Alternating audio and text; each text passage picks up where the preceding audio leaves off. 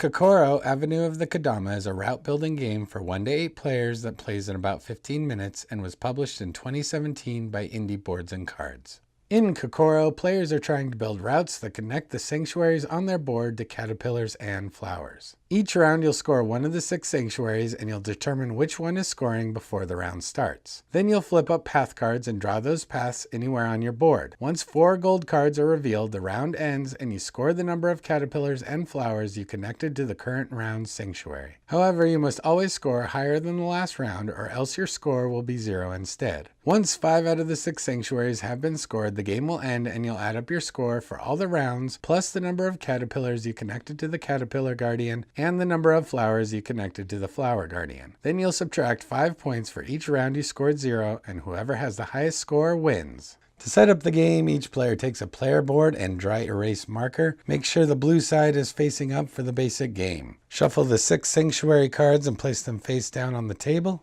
Finally, shuffle the path cards with this back and place them in the center of the table.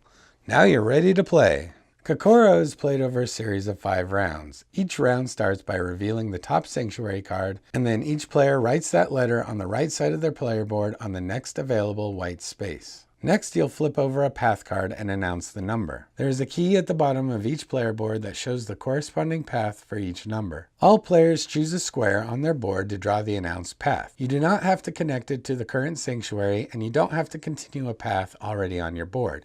You can draw this path anywhere. However, you cannot rotate this path in any way. You must draw it in the exact orientation shown. If for some reason you do not want to draw the current path, then you can secretly look at the next sanctuary card instead. Once everyone has drawn their path, then flip over the next path card and do the same thing. Continue in this manner until you flip over the 4th golden path card, which signals the end of the round. Everyone draws this path and then scores the current sanctuary. To score a sanctuary, simply count up all the caterpillars and flowers that are connected to it. Write this number next to the sanctuary letter in the upper right.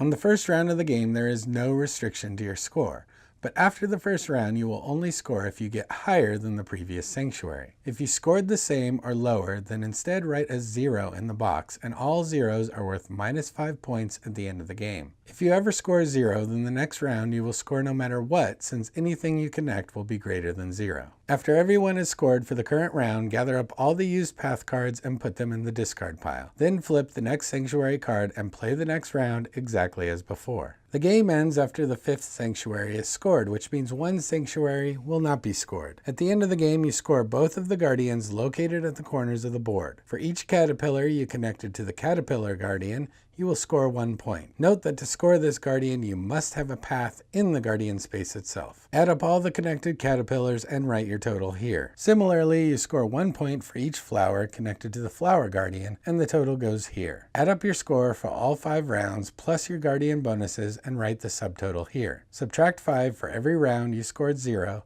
and write your final score here. The player with the highest score wins, and in the case of a tie, the player with the highest number in any score box is declared the winner of Kokoro.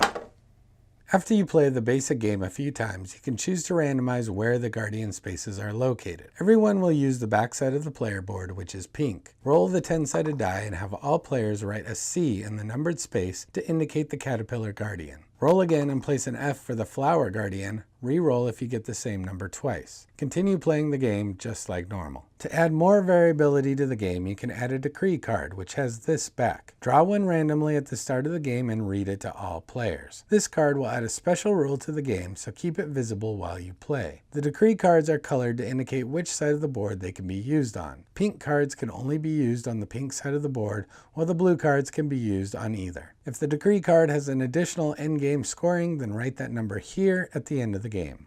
Alright, and that's how you play Kokoro. I want to give a quick shout out to Plumpy Thimble and his Top 10 Games of 2017 video for introducing me to this game. If you haven't checked him out, then I suggest you do. Kokoro is a nice little game that's cheap and plays super quick. It feels like a puzzle, but the puzzle changes from game to game. We enjoy it, and even my daughters, who are 6 and 8, can understand the rules even though they might not make the best decisions on where to place paths. The main downside is that this is a textbook example of multiplayer solitaire. You don't interact with the other players at all, and the solo mode is simply a beat your high score game. If you don't mind that and you like puzzles, then I would suggest giving this game a try. It didn't blow me away or anything, but I do find it enjoyable. Plus, how many games games can you play up to 8 and still take the same amount of time as playing solo? So that's it for me. Let me know in the comments what you think of Kokoro, Avenue of the Kodama, and whether you found this video helpful. If you'd like to purchase this game, I'll put an Amazon link in the description below. If you enjoyed this video, give me a thumbs up and consider subscribing for future videos. If you want to check out more of my videos, just click the links on the screen and maybe you'll find a new game to play. All right, guys, with that, Michael Skeleton is out.